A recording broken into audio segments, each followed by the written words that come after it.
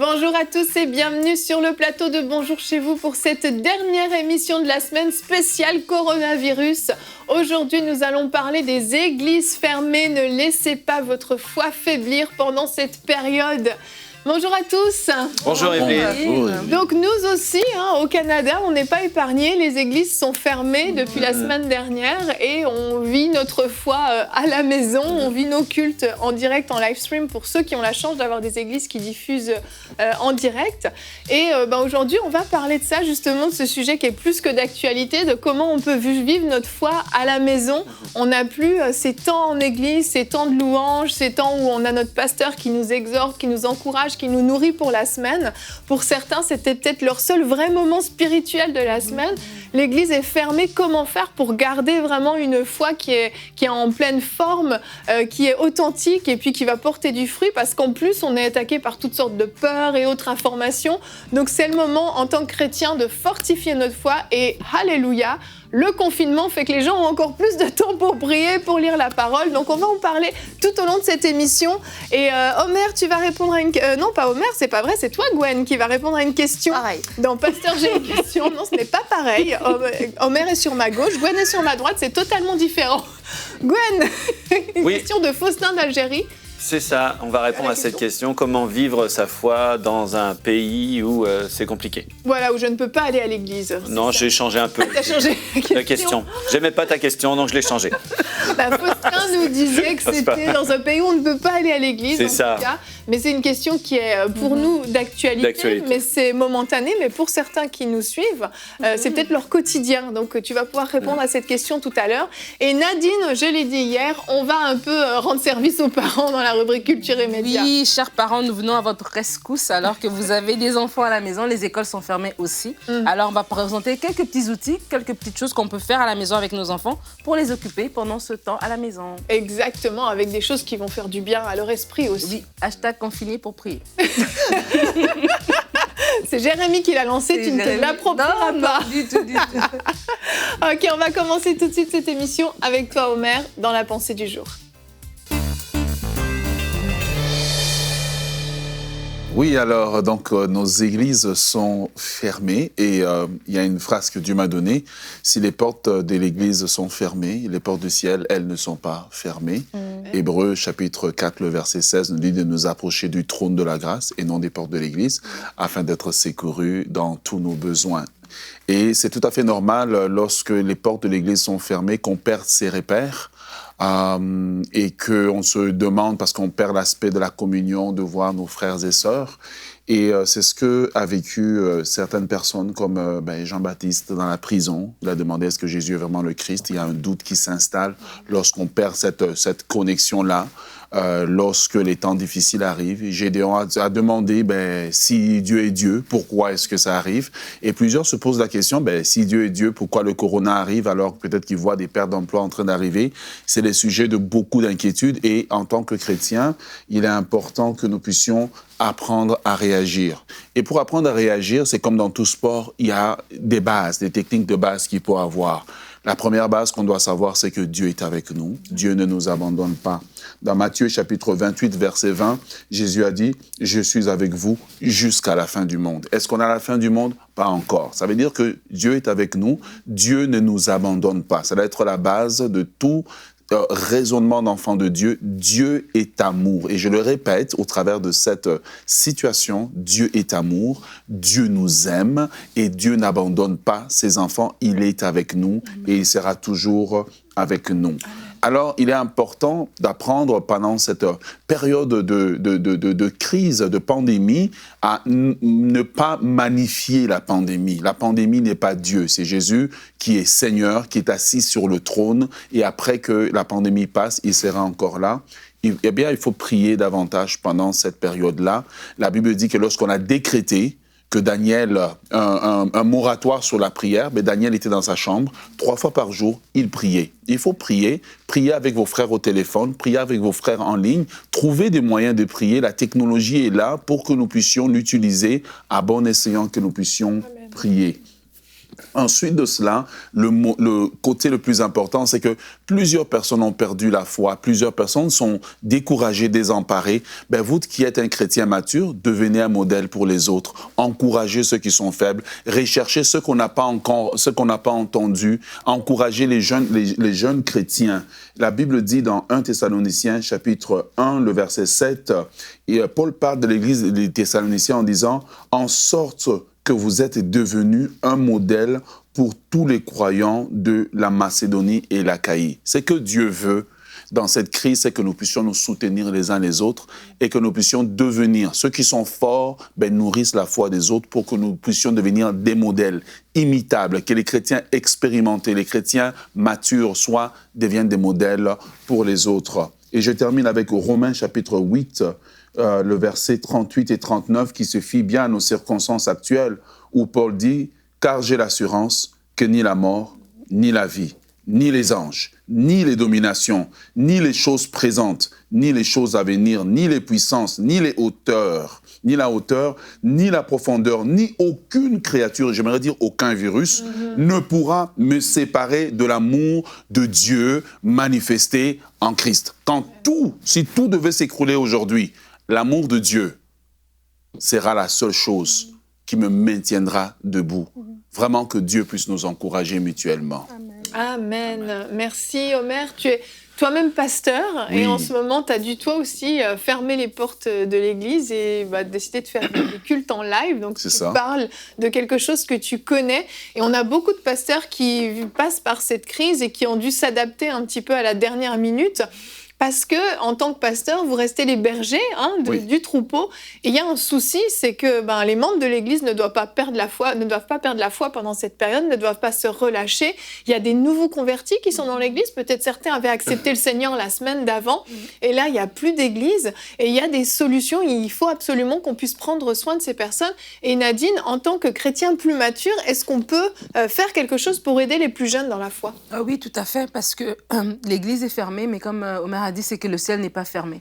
Et c'est vrai qu'il y a des personnes qui sont nouvellement au Seigneur, dont la foi peut juste faiblir en se disant, attends, l'Église a fermé. Tu sais, il y a aussi je pense, il y a un message, ou en tout cas, il y a une image forte aussi de dire que l'Église est fermée. Ouais. Et je crois que pour les chrétiens qui sont plus jeunes dans la foi, justement, ils ont besoin d'être rassurés, ils ont besoin d'être encouragés, ils ont besoin d'être fortifiés. Et j'encourage vraiment, Omer a parlé qu'il y a la technologie qui est là. Les chrétiens qui sont plus matures, appelez. Au téléphone, on peut se parler, on peut prendre des nouvelles, on peut prendre des temps de prière ensemble de façon vraiment plus suivi que, par exemple, le dimanche, on savait qu'on se voyait le dimanche, mais maintenant que le dimanche n'est plus là, vraiment de façon plus suivie, faire ce genre de suivi-là avec les plus jeunes, avec les nouveaux convertis, même faire aussi des groupes d'études bibliques, de prière. On peut le faire en ligne. Il y a des outils comme le MCI TV, il y a plein d'enseignements, il y a des émissions, il y a des partages, il y a des sujets qu'on peut faire, il y a des sites qui offrent des études bibliques, des enseignements. Donc, il y a vraiment la possibilité aujourd'hui de pouvoir contrer cette fermeture temporaire. Elle doit être restée temporaire pour pouvoir aller plus loin. Jésus. Et j'appelle aussi ces chrétiens, justement, quand vous priez, oui, on va prier contre le corona, on va prier pour ça, mais prions aussi pour l'Église, prions pour nos bergers, parce qu'ils portent un stress. Il y a des églises qui ont la possibilité d'avoir des cultes en ligne, mais il y en a d'autres qui n'ont pas cette possibilité-là. Donc, il y a vraiment un stress que le berger peut porter, mais vraiment qu'il soit fortifié lui-même aussi, qu'il ait une direction divine par rapport à qu'est-ce qu'il doit amener. Et vraiment, pendant ce temps-là, c'est pas un temps de repos, mais c'est vraiment un temps de se fortifier. Et vraiment, j'encourage tous les chrétiens à se tenir par la main. Tu parles de stress pour les pasteurs, mais il y a un stress financier aussi. On ne va pas s'attarder trop longtemps là-dessus, mais les dîmes, les offrandes, c'est quand même ce qui fait qu'on peut payer le loyer, que le pasteur peut recevoir son salaire s'il est salarié par l'Église, que certaines activités et autres choses de l'Église peuvent être financées. Les chrétiens doivent absolument continuer à donner leurs dîmes et leurs offrandes, garder la même habitude. C'est à Dieu qu'on donne de toute manière, qu'on le donne en ligne sur une plateforme de paiement en ligne ou dans l'enveloppe, dans le tronc le dimanche, ça ne change absolument rien pour Dieu, mais il faut absolument que les chrétiens continuent à faire ça aussi. C'est aussi un acte d'obéissance et de confiance en Dieu, parce que il y a peut-être des gens qui sont dans la peur du manque, qui ne perçoivent plus leur salaire ou qui ont eu des rentrées d'argent qui sont plus basses qu'à l'habitude. Mais c'est l'occasion aussi de mettre Dieu à l'épreuve et de voir comment Dieu va exercer sa fidélité. Et on aura besoin plus que jamais de voir Dieu exercer sa fidélité, particulièrement dans nos finances, dans nos provisions, dans les jours, dans les semaines à venir. Alors je crois que c'est le temps de continuer de donner et d'obéir et que c'est pas à négliger. Exactement. Et Omer, Jérémy, Nadine le disait, a lancé ce hashtag confiné pour prier, que je trouve excellent en passant. Et on a du temps quand on est à la maison, enfin, pour tous ceux qui disaient j'ai pas le temps de prier, j'ai pas le temps de lire ma parole. Comment on prie pendant cette période ? Eh bien, on peut prier de façon d'abord individuellement. Dieu nous donne ce temps en tant que chrétiens pour se fortifier. Je crois qu'on était lancé sur une tangente de beaucoup de slogans. Hier, je disais aux chrétiens, c'est le temps, après avoir lancé les slogans, maintenant de vivre la vie chrétienne. Voilà. Et ce que nous vivons n'est pas nouveau. L'Église primitive vivait comme ça, vivait avec l'incertitude de savoir est-ce qu'on va se rassembler demain. Ils étaient dans les catacombes et tout, ça se répète aujourd'hui. Mais c'est prier d'abord individuellement, former des groupes de prière. Les téléphones existent. Former des réseaux de prière, ouvrir des lignes de prière. Il y a des méthodes de lignes de prière gratuites qui existent que nous pouvons faire. Alors c'est l'heure vraiment de la prière et faire des études bibliques en réseau, mais prier de façon spécifique. Prier d'abord pour nous-mêmes, pour que notre foi soit gardée. Prier pour que la foi des autres soit gardée. Prier pour nos autorités, pour que Dieu leur donne la sagesse, l'intelligence, qu'ils ne soient pas dirigés par un gain personnel de cette crise ou de se faire réélire, mais qu'ils soient dirigés par le souci de la population. Il faut prier pour eux parce que, imaginez-vous si les pasteurs sont sous pression, ceux qui dirigent un État, un gouvernement sont sous pression. Il faut prier pour eux, il faut les aimer et il faut les supporter pour que Dieu puisse leur donner la sagesse. Ensuite de ça, comme mon épouse l'a dit, prions pour nos pasteurs. Ils ont besoin d'un coup de fil de support. Ouais. Juste de dire, pasteur, tu sais quoi, on est avec toi. Moi, j'ai reçu 2 textos des gens qui me disent, pasteur, tu fais du bon travail. Je dis, amen. Multiplie des brebis comme ça, Seigneur. Juste 2 ? Pour le moment. Mais ce que je veux dire, c'est qu'on a besoin d'un mot d'encouragement. Et j'aimerais la dernière catégorie de personnes qu'on oublie. Prions pour les gens qui gèrent les finances dans les églises. Ils sont sous un stress incroyable. Quelle facture payer? Quoi faire? Quelle décision prendre? Nous avons besoin, comme la Bible dit, de nous supporter les uns les autres, de nous aimer les uns les autres, mais surtout de prier les uns pour les autres. Amen. Et je voulais juste dire... Je voulais juste dire aussi, parce que quand on parle des églises fermées, il y a des personnes âgées que leur seul temps de communion, c'est vraiment les églises, parce que peut-être les enfants ont grandi, n'ont personne. Et de ne pas oublier ces personnes âgées aussi, de les appeler, pour prier avec eux, mais aussi pour un coup de fil. Quand tu te dis que peut-être tu as fait 2 jours, 3 jours, elle a parlé à personne. C'est vrai. Et vraiment, c'est important de ne pas oublier les personnes âgées dans l'église aussi. Tout à fait. Moi, je voulais juste dire que l'église, en fait, c'est une maison spirituelle avant d'être un bâtiment. Bien sûr, ici à MCI, on encourage toujours et on encouragera toujours les gens à avoir des églises locales. C'est vraiment hyper important, mais c'est une maison spirituelle. Et c'est aussi dans ces temps où on peut voir à quoi elle tient notre maison, en fait. Est-ce que c'est juste, pour certains, c'était mon seul moment où j'avais un moment avec Dieu, c'était le dimanche. C'était le seul moment où j'avais la communion avec des gens. C'est le seul moment où je suis exposé à des enseignements, etc. Mais en ce moment, plutôt que de donner une parole, c'est pas du tout une parole de jugement ni de condamnation, on peut s'examiner soi-même puis faire mieux. Faire mieux en se disant, c'est ma maison spirituelle. C'est une maison, c'est une véritable maison, et Christ a dit que les portes du séjour des morts ne vaudront pas contre elle, ne prévaudront pas contre elle. Donc c'est-à-dire que c'est une maison qui tient ferme, en fait. Mais quel est notre attachement à notre maison spirituelle? Toutes ces choses-là, en fait, toutes les brebis devraient y penser. pensées. Oui, c'est vrai, en ce moment, je peux pas donner ma dîme, mais qu'est-ce que je peux faire pour le faire? Je peux pas aller la donner physiquement, mais qu'est-ce que je peux faire pour le faire? Parce que c'est ma maison spirituelle. C'est pas quand les gens me regardent que j'y pense. Moi, c'est pas parce que je suis pas avec mes enfants en ce moment que j'y pense pas. J'aime mes enfants, j'y pense tout le temps. Donc j'aime aussi ma maison spirituelle. Elle est pas éloignée de mon cœur quand elle est éloignée de mes yeux. L'autre chose que je voudrais dire, c'est par rapport à ce terme aujourd'hui. Ce terme aujourd'hui, ne laisse pas ta foi faiblir. Paul a été enfermé en prison. L'Église était fermée pour lui. Et c'est là où on a reçu, je crois, un tiers du Nouveau Testament. Qu'est-ce qui va sortir de tout ça? Ouais. C'est certain qu'il va sortir un grand réveil. Maintenant, les gens, est-ce qu'ils veulent y participer? Est-ce que ce temps où on est confiné à la maison, est-ce que tu vas ressortir plus fort? Est-ce que pasteur, tu vas ressortir avec une nouvelle directive par rapport à ton église? Est-ce que directeur de louange ou chantre, ou je sais pas, tu vas arriver avec un chant nouveau, avec quelque chose, une dimension nouvelle pour ton église? Fais comme Paul. T'es enfermé dans la prison, mais le ciel n'est pas fermé. Pasteur Omer l'a dit. Viens viens avec cette idée nouvelle, cette chose nouvelle qui va révolutionner ce monde dans lequel tu es né, cette génération que tu dois impacter. Vraiment. Oui, bien sûr. Aussi, je veux encourager tout le monde à pas se relâcher et puis à manger, dormir, parce Et que regarder les journées vont passer et finalement même regarder un live le dimanche, ce sera je fais quoi? Mais c'est un temps où on peut redoubler dans notre consécration plutôt que parce que on va peut-être moins travailler, on a des emplois du temps différents, on sort pas, donc on peut le vivre comme une privation, comme une punition, mais on peut aussi décider de transformer ces circonstances dans de bonnes circonstances, toutes choses concourent au bien de ceux qui aiment Dieu. Je suis chez moi, comment est-ce que je peux utiliser ce temps à bon escient et de s'imposer une certaine discipline spirituelle pour pas se laisser couler, et puis finalement les églises vont revenir et les gens soit ils vont être complètement en feu comme Gwen l'a dit, ça va être extraordinaire, soit ils seront complètement vides et là il va falloir relever tout le monde. Exactement.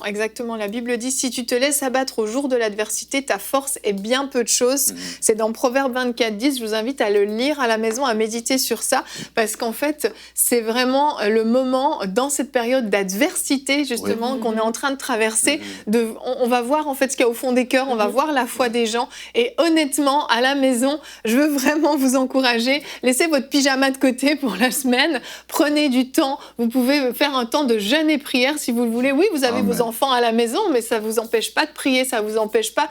Vous avez l'opportunité pendant cette période de confinement de faire grandir votre foi comme jamais, de vivre des temps de communion avec Dieu. Mettez de la louange à la maison et tout, mais je veux pas empiéter sur ce que Gwen va dire parce que je suis sûre qu'il a de très bons conseils. Alors on passe à la rubrique Pasteur, j'ai une question.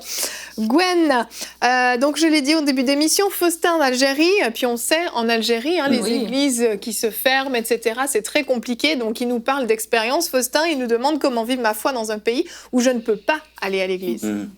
Alors effectivement, c'est une question importante. Merci Faustin de nous l'avoir envoyé. Puis on le vit tous un peu en ce moment. Puis on a donné déjà plein de clés par rapport à ça. Mais la première chose, c'est tu aimeras le Seigneur ton Dieu de tout ton cœur, toute ton âme, toute ta pensée. Donc même si tu n'as pas d'église, tu peux aimer le Seigneur ton Dieu de tout ton cœur, toute ton âme, toute ta pensée. Entretiens ta relation avec Dieu, lis la parole, médite la parole, passe du temps dans la prière, passe du temps dans la communion.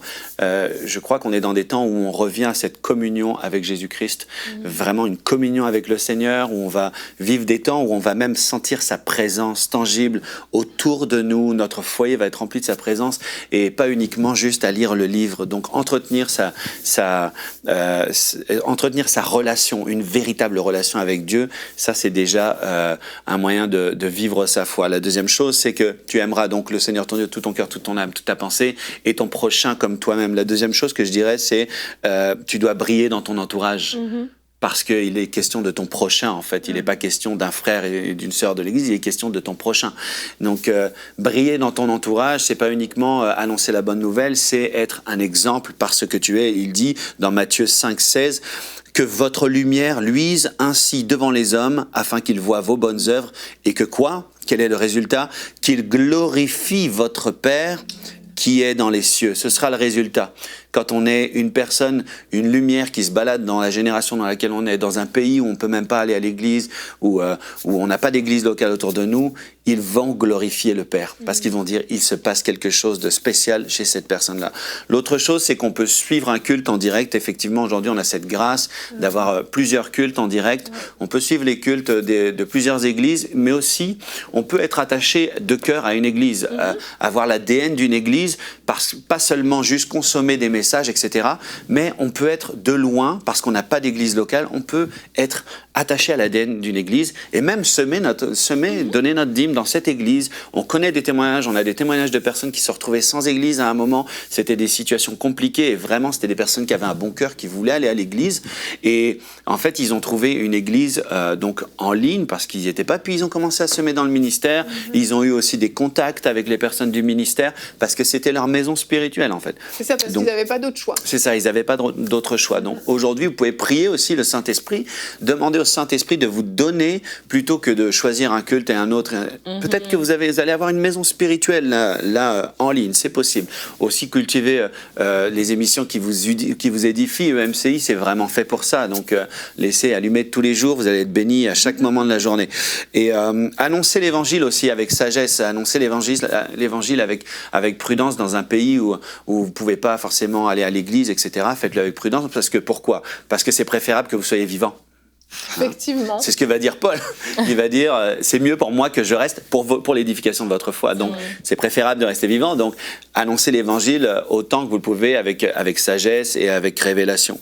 Et puis donc je l'ai déjà dit, semer dans les ministères, continuez à semer, pas uniquement si vous voyez des cultes en ligne, vous pouvez semer dans des ministères, des orphelinats, etc. C'est une manière de vivre sa foi. Et puis aussi, et c'est très important, c'est intercéder pour votre nation. Vous avez un rôle à jouer dans la nation dans laquelle vous êtes. En Algérie, on croit vraiment qu'il va se passer quelque chose de formidable, que Dieu s'est réservé 7000 personnes qui vont se lever. Dieu s'est réservé des personnes et vous en faites partie. D'un pays là où vous êtes, vous faites partie des gens qui sont en train d'attirer le réveil dans ce pays et vous aurez semé quelque chose de spirituel qui va prendre naissance et d'ici quelques années où on verra qu'on pourra prêcher l'évangile n'importe où en Algérie ou ailleurs, vous aurez été participant en fait à cette belle œuvre. Amen. Merci Gwen pour cette excellente réponse. Si vous avez des questions comme Faustin, vous pouvez nous écrire à l'adresse pasteur.emcitv.com. Nous allons enchaîner avec la rubrique Culture et Médias.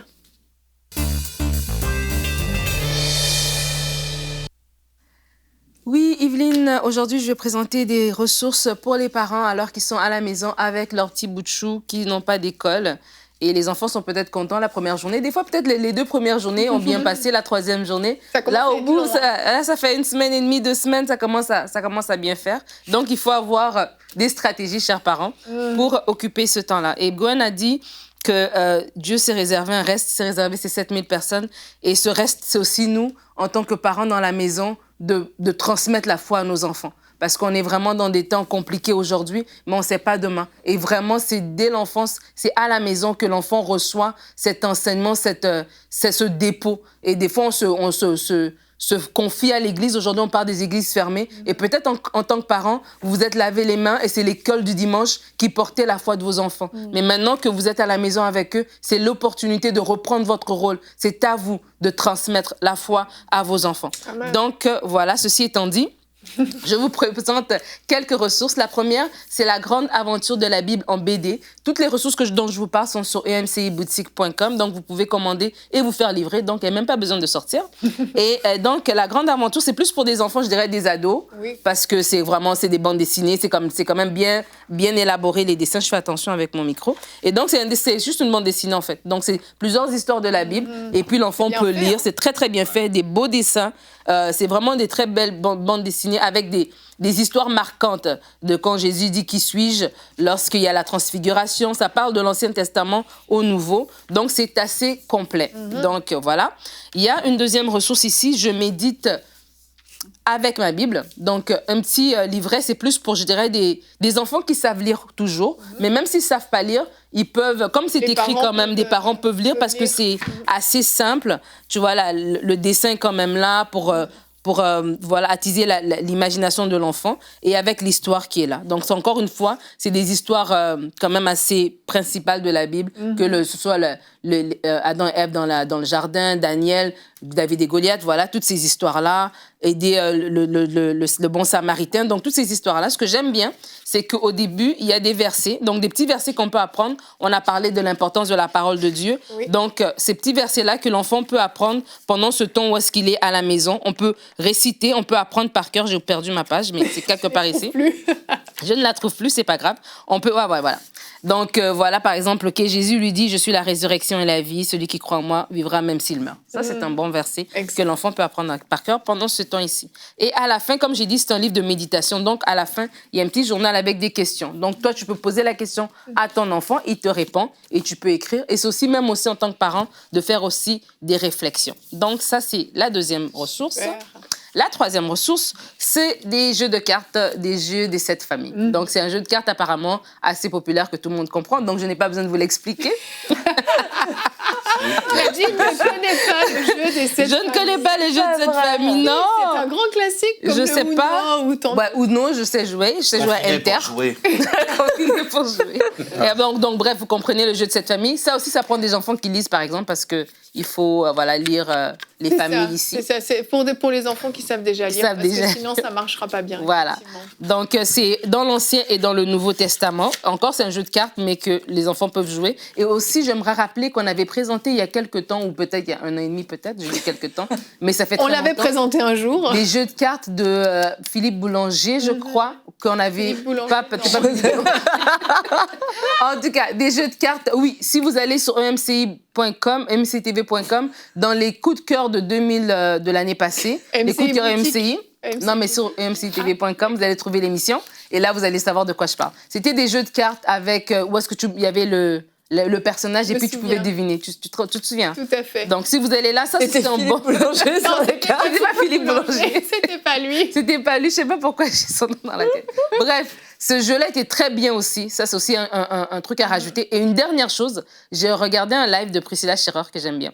Et elle a partagé quelque chose que j'ai trouvé très bien, que je vais appliquer avec mes enfants et que je partage avec vous, chers parents. C'est que tu prends une boîte et tu mets des thèmes. Donc, par exemple, les infirmières. Tu mets dans la boîte et là, vous pigez. Ça, c'est pour des enfants un peu plus grands, des ados. Et là, vous allez discuter parce que là, en ce moment, il y a tout ça qui se passe dehors. Les enfants se posent des questions. Qu'est-ce qu'elles vivent, les infirmières? Comment ça se passe leur travail au quotidien? Alors, vous allez échanger et puis après, vous allez prier. Prier pour le corps médical. Vous pouvez piger plein de choses. Ben, vous allez évidemment présélectionner les sujets, mais c'est une bonne manière aussi d'amener les enfants à réfléchir, à s'asseoir. Pendant cette crise, qu'est-ce qu'on fait? Est-ce que pendant cette crise, on joue aux jeux de vidéo ou pendant cette crise, on ne se reste qui va pouvoir prier, intercéder. Les prières aussi des enfants comptent et c'est aussi une manière de leur faire participer. Super. Donc voilà. Merci Nadine pour tous ces bons conseils et vous pouvez aller bien sûr sur mciboutique.com. On a d'autres ressources dont les cartes dont Nadine nous parlait. Il y a différentes ressources, différents livres pour enfants et même des livres pour adultes. Pour tous ceux qui n'ont pas le temps de lire des livres en général à cause du travail, de la routine, c'est l'occasion de lire des livres. Il y a d'excellents livres, d'excellentes biographies, d'excellents livres d'enseignement qui vont vous faire du bien. Avant de nous quitter, j'aimerais qu'on regarde notre verset du jour que j'avais gardé pour la fin, pour vous édifier en cette fin d'émission et cette fin d'émission spéciale coronavirus surtout. C'est le psaume 91, versets 5 et 6, dont on a beaucoup parlé cette semaine. Tu ne craindras ni la terreur de la nuit, ni la flèche qui vole de jour, ni la peste qui marche dans les ténèbres, ni la contagion qui frappe en plein midi. Alléluia. Ce verset, nous pouvons nous l'approprier. Vraiment, soyez fortifiés à la maison, que votre foi ne faiblisse pas, mais au contraire, profitez de cette opportunité. Vous êtes à la maison, vous avez le temps de passer du temps avec le Seigneur, vous avez le temps de passer des temps de qualité en famille et en couple. Profitez de ce temps pour faire des choses qui vont faire du bien. On se retrouve demain. Notre thème sera « Comment donner un sens à ma vie, Nadine ?» Nous aurons la rubrique « C'est mon histoire » avec Samuel Grondin. À demain et bonjour chez vous.